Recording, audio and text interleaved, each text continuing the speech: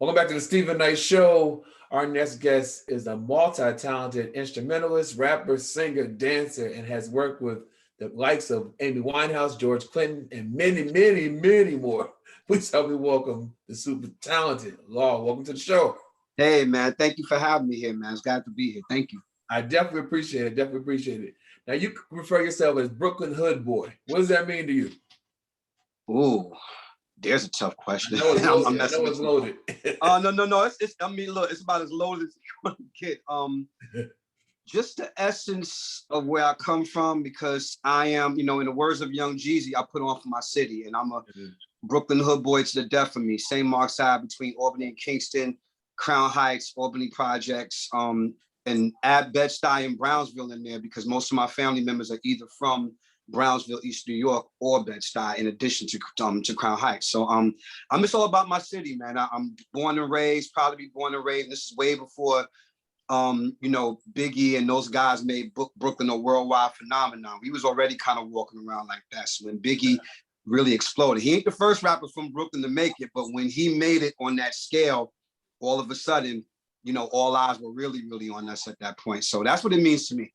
Yeah, in fact. Did you watch the Biggie documentary on Netflix? Yes, I did. Incredible. Memories? Woo! You see, here's the thing. The anniversary of his death just passed on March 9th. Yeah. And in my post, I boldly say, I don't care where I'm at. I don't care what part of the world I'm in. I could be in the street. Yeah. If a Biggie record comes on, you can expect me to act a pure motherfucking fool, like when it comes on, like singing the lyrics on my, the war part of it. And again, like I said earlier, I was already like that as a Brooklyn Hood boy before that. But the extra hype and Biggie's phenomenon and rise just made it raw. And it brings back a lot of memories, because a lot of my crew members from my high school clique, they knew Biggie as well. I only had met Biggie once. It wasn't really much of a meeting, but one of my boys from the group duo Live had a battle with Biggie and actually beat him. So it's funny how stories work out, because most of the members of Junior Mafia used to come to our school at Boys and Girls High, right over there on Fulton Street. So Utica Avenue train station was what we call the Cypher Circle, where all the rappers and singers and dancers and artists and graffiti, we would all be in that one circle, just trading information. So a lot of memories come up whenever I see them. Just watching any Biggie documentary or anything in relation to that just brings back a lot of memories. Most definitely. Well, you were exposed to many genres of music growing up, and a lot of famous family members, including your grandfather, blues soul legend. Yeah, man. Tell us how you were exposed to so much. Tell our viewers. Well, to put it in the simplest way that I can put it, because it can get long-winded sometimes, but my family was my Juilliard for music. And anybody that knows about Juilliard, it's one of the highest epilogues of learning for musical talent. Right. So I likened my family to that, and everybody in my family had a section. So of course, my incredible mother, Sandra Taylor, two-time first place Apollo Theater winner, well-versed in R&B, pop, and gospel. So of course, Shaka, whose birthday is today, that's family. So I got the shirt on for a reason. The Shakas, the Arifas, the Patties, Natalie Cole, Donna Summer, Barbara Streisand, Nancy Wilson. So I heard all that being up under her. You know what I mean? My grandmother, who was one of the main soloists in the choir at United Missionary Baptist Church, where we all went. So that's Shirley Caesar, Clara Ward, Mahalia Jackson, and that whole thing. And then of course, legendary grandfather, Sam Bluesman Taylor, doo-wop, early rock and roll, because of his work with Joy D and the Starlighters and working with Etta James and the Isley Brothers when they were a trio. Right. And of course, he's more well known for BT Express as the rhythm guitar player and writer of Peace Pipe and Do It Till You're Satisfied and so much stuff. And then you got my late uncle Bobby Taylor. With him was more about the Motown stuff. See what I mean? Like everybody had a section. Like my uncle loved everything, but he was real deep into all the 70s groups like Stylistics, Heatwave, Blue Magic, Delphonics, and of course, the Jacksons and all that stuff. So he passed all that down to me. So when New Edition became the new thing for my generation, he saw it as a way to help me bridge the gap, because now he was showing me this is where those guys got that from. So now you're gonna have the whole spectrum of it. And last but not least, my legendary uncle in the gospel world, Reverend Charles Taylor, recorded over 30 albums for the Savoy record label. Used to tour with staple singers before they went R&B. And my incredible cousin, Cheryl Pepsi Riley, who most people may know from Tyler Perry movies and the shows, and her #1 record, Thanks for My Child. So yeah, so that's pretty, now you understand why I'm the way I am. Like everybody had a section in our family that I gravitate towards and got one thing or another, and it just kind of helped me build strength for me as I developed in my own artistry. So most definitely. So outside of your family, obviously that was, like you said, your Juilliard of learning and development in music. Who were your early influences outside of family members? Okay, well I think for everybody, for most males, without question, my first primary influences, without question, would be Michael Jackson, of course. All 6 Jackson brothers, to be honest. So I'll count that out as well. Definitely Prince, who's my main idol. Stevie Wonder, Jimi Hendrix, when I began to develop my love for guitar. Without question, Stevie Wonder. And then, even though I loved all those guys, they were still grown-ups. I'm an 80s baby. So of course I'm 9, 8 years old, soaking up all this old school stuff. It didn't make sense until I discovered these 5 project kids from Boston named New Edition. So once I saw them, even though they were older than me, I'm looking at them like, that's the same kind of stuff we doing. We break dancing, we singing, and we rapping. So, and without question, another big influence on me, like they were on them, the Force MDs, because they were originally the Force MCs. They were rappers first, and it just so happens that all 5 of them know how to sing. So that kind of became my niche after a while, because I'm a singer first, but then when hip hop came into the picture, I was like any other kid in the hood. I'm mesmerized. I'm hearing rhymes, I'm hearing beats, I'm seeing kids my age do all this, and I want to do that too. So it became a plethora, but because of the musical environment I grew up in, I couldn't just leave the singing alone. Because, some guys get caught up in the new generation thing and they forget about what started it. So those are my influences. Then later on, I got into to heavy rock and roll, heavy metal, Van Halen, Poison, Metallica, Led Zeppelin, Vanilla Fudge, Neil Young, Airplane. And then on the hip hop side, without question, Cool G Rap, Redman, of course, Big Daddy Kane, family friend, and one of my main idols. Eminem, Raz Cash, Chino XL, Moni Love. So these are just like a mixture of different stuff. So and I got into jazz fusion later. So Miles Davis, Mahavishnu Orchestra, Weather Report, Bob James, of course, Foreplay later on. So yeah, it was a bunch, man. It was a lot. I have a lot of influences, man. That explains why your music's so diverse and why you've worked in so many different genres. It does. Yeah. You also play 7 instruments. Now, how'd you learn those? Were you self-taught? Did you go to school for it? How you? Definitely self-taught without question. But like any other person who learns the instrument, or even if you're a singer. See, the whole thing what people don't talk about, and I talk about this often, is that my grandfather gave me the best advice. I remember one time we were doing a show. This is way I was probably in my 30s at this time, and there was a bunch of guys. We have a guitar player by the name of Gary Sellers, who was my grandfather's protege, and a lot of people just like, yeah, but Sam, he plays too much like you. He's copying your style. And my grandfather was like, let him. That's how you learn. That's how everybody gets something from somebody. Yeah. You dig what I'm saying? So that changed. See, when he said that, it made a lot of sense. So when we eventually emulate who we love until we develop. So it's the same thing with my musicianship. Of course, being self-taught, I taught myself everything that I heard and when I would try to play it. But when you get around, as we say, the cats, when you get around some of the OGs, you pick up a few things. So of course, my grandfather being one of them, when I finally was old enough to be around him for real, like at 12 years old, I was ready. I started playing and touring with him, and he would just show me little things every now and then, in addition to what I already knew. So all his boys, all my mother's friends, one of those friends actually included a guy by the name of Steve Standard, who later became Strafe. Set it off on the left, that guy. Yeah. My uncle. So people don't realize, Steve was an incredible guitar player. So I used to sit up under him and just pick up certain things. I'm like, oh, that's how you bend that string. That's how you. So after a while, and then here's the thing, to be honest with you, even with all the years of experience I have in my instruments, I'm still learning, man. I learned something new. I mean, here's you see my guitar, my bass in the corner. Like, I learned something new every day about my voice, about how I write rhymes, how I write songs, even from certain ways that I play. Even if I've been popping and doing stuff like Larry Graham for the longest, I still listen to stuff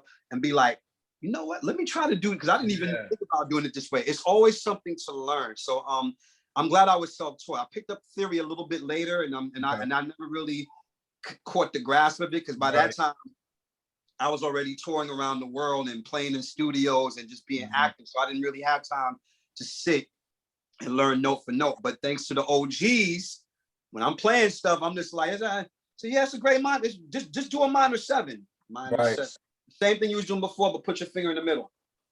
Oh, that's what that is. That's like me. I was like, oh, that's what that is. Okay, then. And then you go back home and you do your homework. You start learning. You start, picking up stuff. This is before YouTube. You start reading stuff, and you just kind of get the hang of it. Yeah. Well, George Clinton, he kind of gave you your start in a way, right? Can you tell us about that? Yeah, absolutely. George, I mean, how could I put this? I mean, for one, I was already in the mix in the industry in terms of, of course, thanks to my family. So I was already playing at 12, 15 years old. I was already in the clubs, me and my brothers. Like, we were already in the clubs. We were the roadies, and we got on stage and performed. We were already in it, but without question, George gave me my first 2 things. My first major industry outlook in terms of being in the mix and being accepted by somebody who I looked up to. Because I told my mother at a certain age that I'm gonna join the P-Funk camp one day. I was 12 years old when I told my mother this, and then around my mid-20s, it happened. Thanks to a lot of hard work and hustling and just being at the right place at the right time. And of course, people like Gabe Gonzalez, who brought me in to the camp first through his band Enema Squad, which I'm still the lead singer of, and then that led me to work with George and the rest of the P-Funk gang. Because George is the reason why I went to become a producer. Because I figured if anybody that can understand the organized musical chaos going on in my mind, it would be him. Because very much like Prince, like Sly, it was a gumbo mix of everything. It wasn't just funk. Funk was the hotbed, but there was a whole lot of other stuff going on. So again, George gave me my first, in terms of, after I became a P-Funk camp member, that's when a lot of people started just be like, hey, that's that law guy I've been hearing about. Before that, I was just Sam Taylor's grandson, which I didn't have a problem with, but I kind of want people to kind of, I do have a name. I mean, that is my grandfather. He is a legend, I get it, but I do have a damn name, So George helped me get my name in terms of my respect as a musician, as a singer, and as an artist. And he gave me my first big cha-ching musical check for producing for him. And that changed everything for me. Oh yeah, money talks for sure. Money talks, BS runs a marathon. But but honestly, it wasn't just about the money. I mean, because if he would have just had me come out there to Tallahassee to work with him, I mean, they already had paid my airfare, and the people who were involved, they took care of me. But just to be able to say that I worked with George Clinton, I happened to be around him, I got to work with my hero. That was enough. But money does kind of. It kind of makes you feel wanted a little bit. Well, we got to talk about Amy Winehouse. A lot of people got to know you because of your work with Amy, and I know that you love talking her in a positive way because you talk about all the good stuff that she did for you, let you open up for her, fought to let you open up for her, and talk about working with Amy, because I was listening to you in another interview, and you I like what you had to say about it. Yeah, man. I tend to get emotional when I talk about Amy. I miss her so much, because it's not every day that you get to work with an artist or be part of a camp that that there was something special. That's how I actually got the gig. I mean, I've said it many times on my YouTube channel. I tell the whole 6-part story of how I got the job. It's a long ass story, but the whole point was just that the minute I saw her video, because at that point in my career, I had sang background and opened up for Freddie Jackson, Shaka Khan, Tony Bennett. And, I was very choosy, because I had my own thing going. I'm like, I'm gonna sing backup behind somebody. new artists or old school artists. I got to make sure it lines up with the Right. reputation that I've kind of carved out for myself, you know. Right. And, you know, Amy was just special, man. You know, one thing I want people to know all the time when I talk about her is that this 25, 24-year-old at the time that she was, Right. she knew her music, man. That's what got me.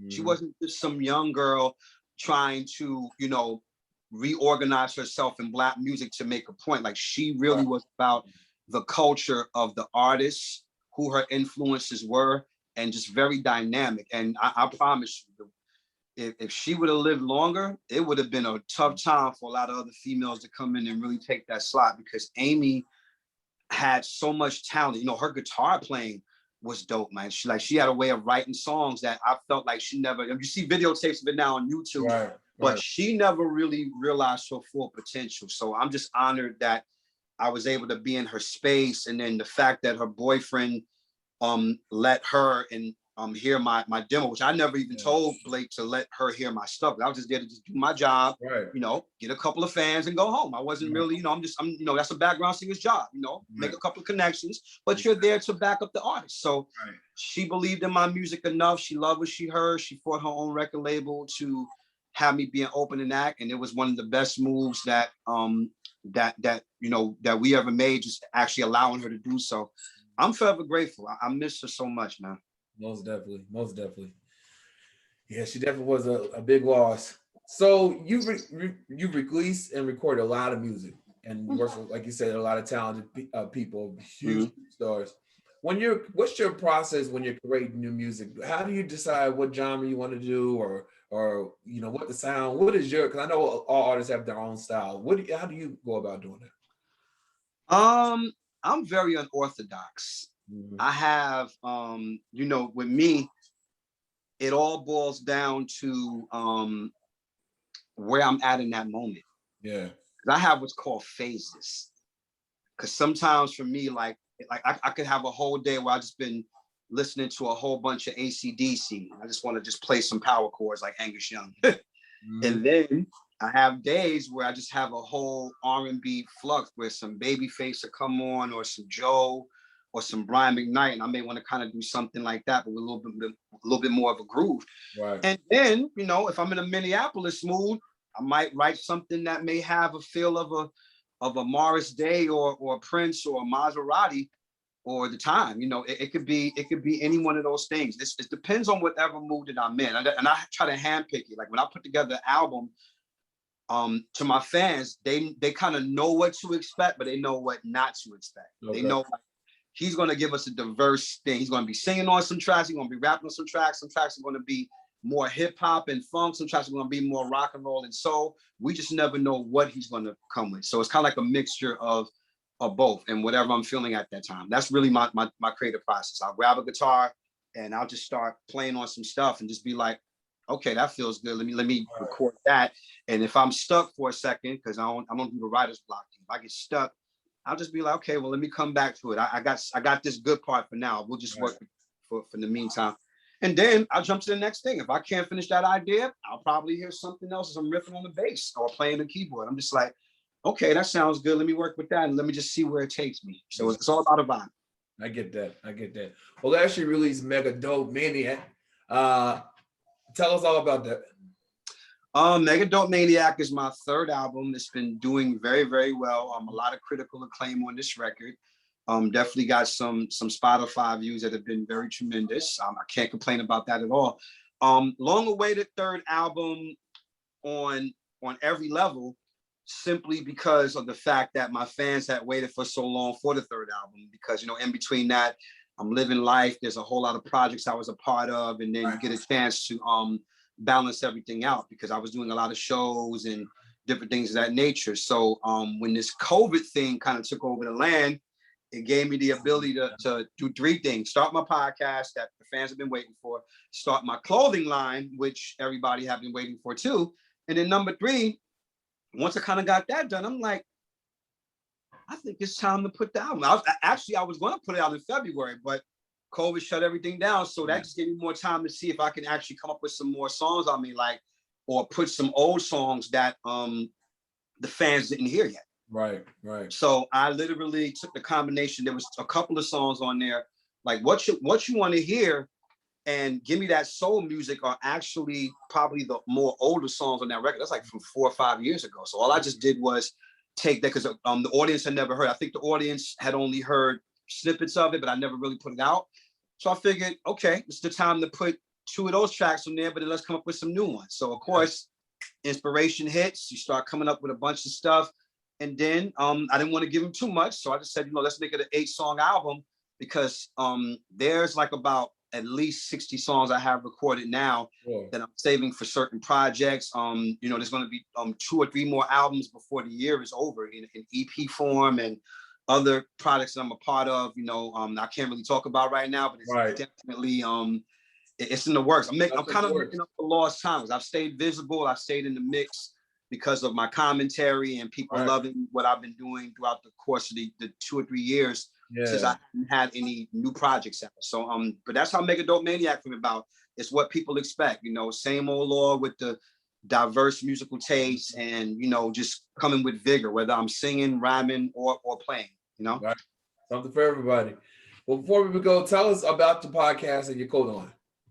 Okay, well, like I said before, the podcast was something that fans have been wanting me to do for years. I mean, because outside of all my talents, I'm known for a lot of my historian posts. A lot of people always say, like, Lord, you're a walking encyclopedia. And I always make a joke. I said, well, Questlove can't be the only guy out here dropping knowledge, and I love Questlove.